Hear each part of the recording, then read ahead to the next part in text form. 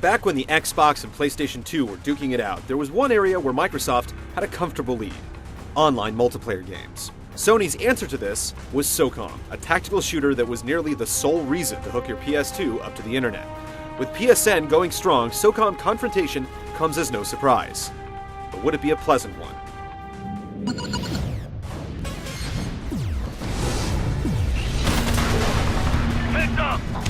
The story here is, well, there is no story. SOCOM has always leaned heavily towards multiplayer, so for SOCOM Confrontation, the developers completely ditched the single-player campaign, including all the narrative and character-heavy trappings that usually come with it. Nothing fancy here, just two sides, Commando and Mercenary. One will win and one will lose. For an online-focused shooter, Confrontation is fairly complete in terms of features. You can customize your Commando or Mercenary character in any way you like, outfitting him with your standard arsenal of weaponry, body armor, and more. Things like weight and bulk presumably have an effect on speed and movement, but it's honestly hard to tell in the game. Weapon loadouts can be customized before you enter a match, and the choice of weaponry is pretty impressive. You can outfit your character with close to 30 different kinds of primary weapons, like assault rifles, submachine guns, shotguns, and of course sniper rifles. Each with different stats covering range, rate of fire, damage, accuracy, and more. You can further customize your weapons by adding attachments like scopes, laser sights, and silencers. The exact kind of attachments available depends on the weapon you're using. You can also load up your soldier with different colored smoke grenades and a variety of explosive ordnance like frag grenades, C4, and claymores. It's about as in-depth as it gets and needs to be.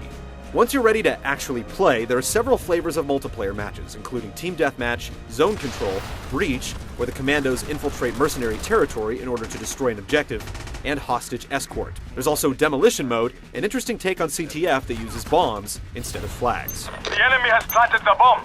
The 7 maps that ship with the game are all large and diverse, with some, like Crossroad, making an appearance from previous games in the series. The maps have smaller scaled versions for when you're playing with fewer than the 32-person maximum. Confrontation has a wealth of online matchmaking, ranking, and clan management options. For the solo player, it's relatively easy to pop into a match and have a good time. For serious team players, you can create a clan, complete with insignia, and play against other teams in tournament and ladder matches. There's also an in-game calendar to help you keep track of your gaming appointments. Whether you're playing alone or as a team, Confrontation tracks your gaming stats in a variety of ways, so you can see how well you really stack up against the competition. The lack of a single-player option is disappointing, but few have become fans of SOCOM while playing alone. The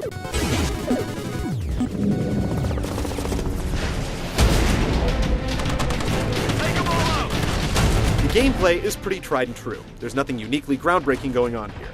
Once you're in the game, it's easy to appreciate the competent multiplayer experience. Things like moving about and firing weapons are very responsive. And your weapons loadout can really make a difference.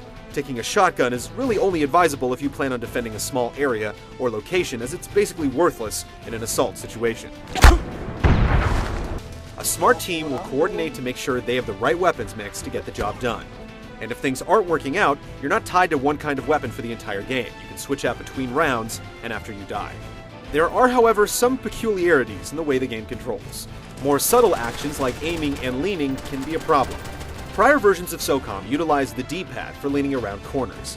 In Confrontation, this action is mapped to the flaky 6-axis control, meaning you have to tilt your controller in order to lean.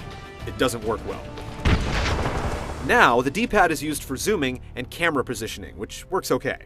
Weapon switching is done via a pop-up radial menu, which is a real pain to use in the middle of a firefight. The maps are well thought out, providing players with plenty of places to hide, snipe, and set up choke points. However, in matches when there are fewer than 32 players, even the smaller versions of the maps feel somewhat empty.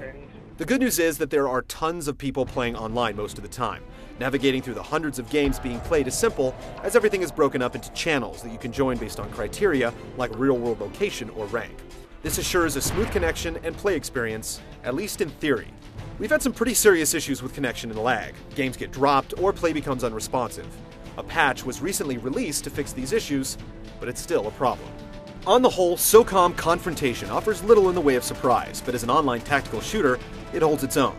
The connection issues are disappointing, but Sony should eventually get them ironed out. Put another one down.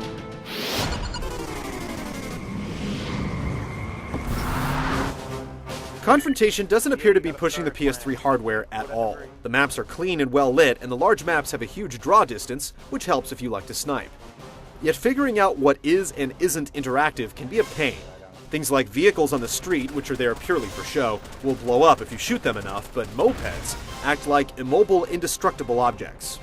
You can purchase SOCOM Confrontation with or without a Bluetooth headset, and we have to say that the headset greatly enhances the experience. Looks like last is our last hope.